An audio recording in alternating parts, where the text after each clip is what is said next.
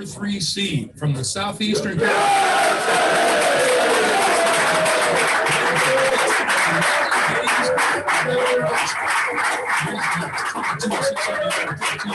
coming out of the conference. They will play Patriot League champion Colgate, the Raiders. Get back talking with about You look like you're in a better mood than you were yesterday. Just how exciting is this? I know you've been to the NCAA tournament before, but these players haven't. Just what's it like?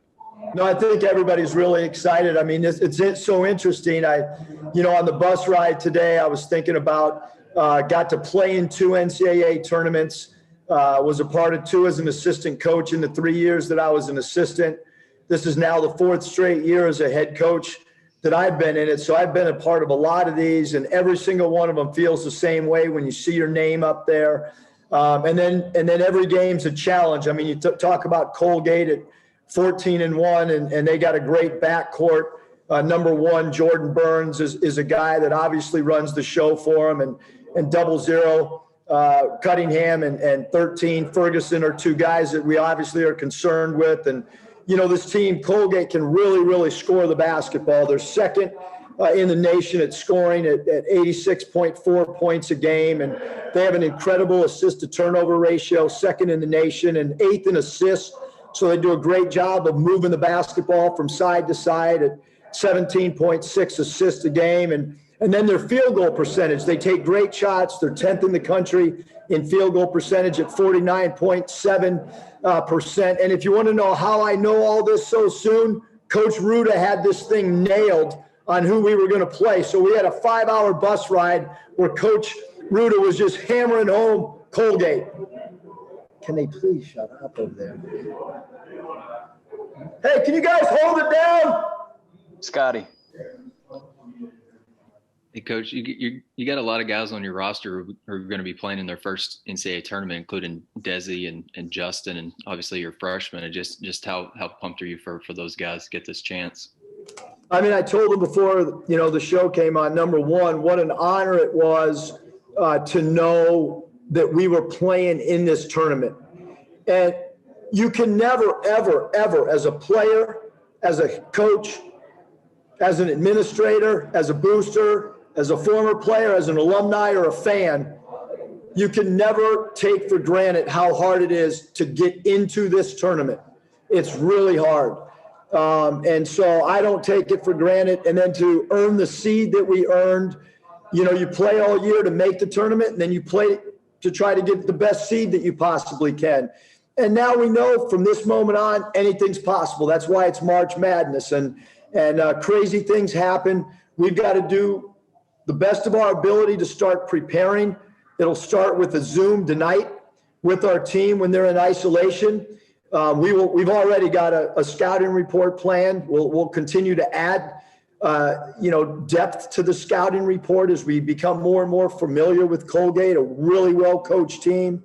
We got to come up with some drills to defend the 3. We got to keep their guards in front of us. Can't let them get to the hole. Again, we got to contain, Burns and Cunningham, and they're an analytics team. They make threes, they make layups. So we look forward to the prep over the next few days. Curtis. Hey, Coach, congratulations. And you mentioned Ruda as the bracketologist a minute ago. I wanted to ask you about Ruda, the scheduler. You guys, caught a little bit of flack from some people about the non-conference strength of schedule early in the season, but as not to interrupt, Curtis, but the good thing is the people that had negative thoughts on the non-conference schedule, I know exactly who they are. And obviously they did not do their homework at all. Well, that answers my first question. If it's validating to see some of those teams make the NCAA tournament, and then as it turns out, you guys played well enough to get a high seed, and you draw one of those, tough mid-major opponents. So does it become even more beneficial now, that early non-conference schedule?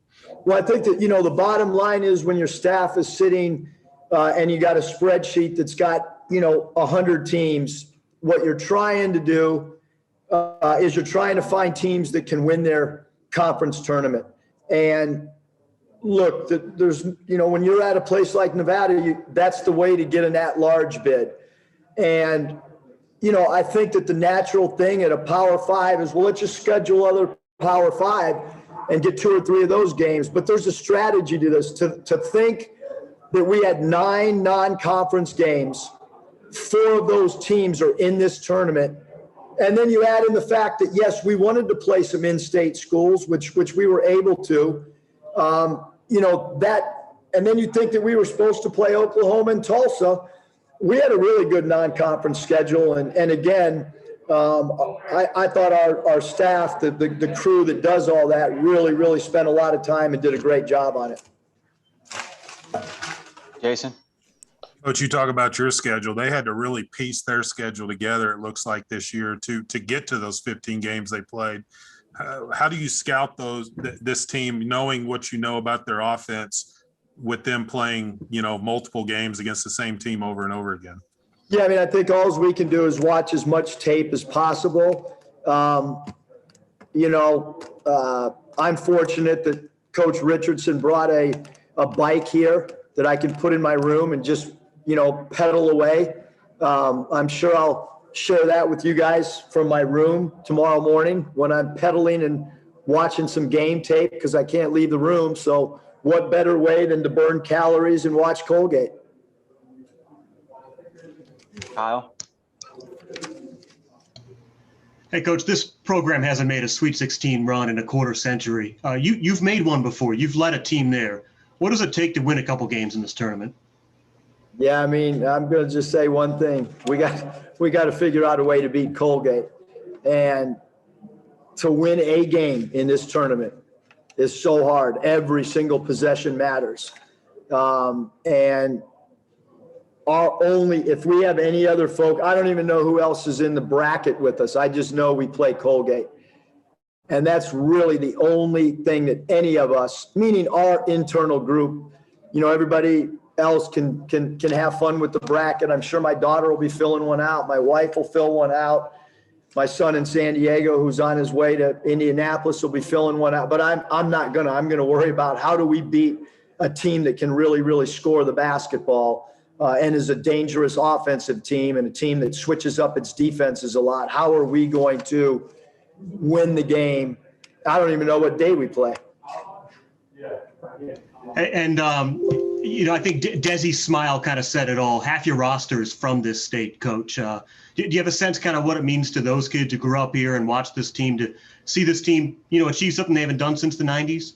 Yeah, I think that, again, I think for anybody that grew up watching the Razorbacks and for them to be in, I think it holds a special place in their heart. And they're so young, like they're going to look back at this for the rest of their life.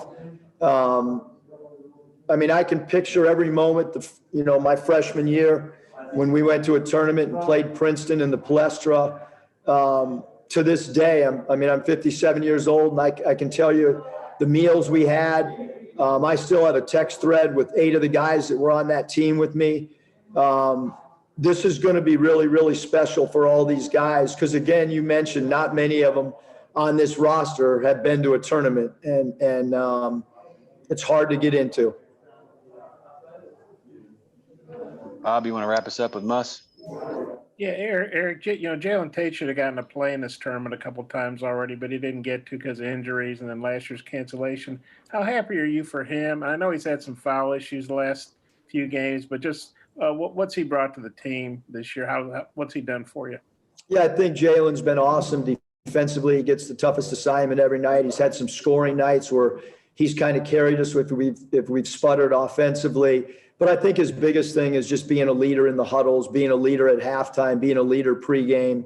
The guys look up to him because of his, the winning mentality that he has, and he's a big-time culture guy for us.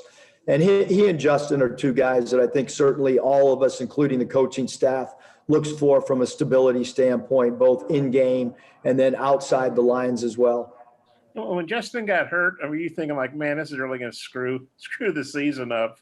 And, it did for a little while, but he came back and he's been playing great. Now he gets to go back. Now he's back in it. I guess you guys are in Indiana now. Now he gets to play back in sort of his adopted home state, I guess. What do you think about that? What do you think about the way he dealt with that injury and came back early and all that stuff. Yeah, I mean, words don't describe the respect that we have. Obviously, he came back against Alabama and he was hobbling and was not fully healthy, but he did it for the betterment of the team. I think that, you know, Justin's ecstatic with the way that this year has gone for him. He took a leap of faith to come here because he was so sought after by so many different programs across the country. And his mom, Lucy, is really happy. And Edward, his dad, is really happy with the way the whole season's gone. And we're happy for him. I mean, for him to be able to come back and play in the state of Indiana and NCAA tournament's a really neat story. And then Anthony Ruder, he really told you, hey, I think you know the game's going to be against Colgate, or did he give you a couple options, or did he just? Ruder gave me 3 options. Well, what were the other 2? I'd rather not say.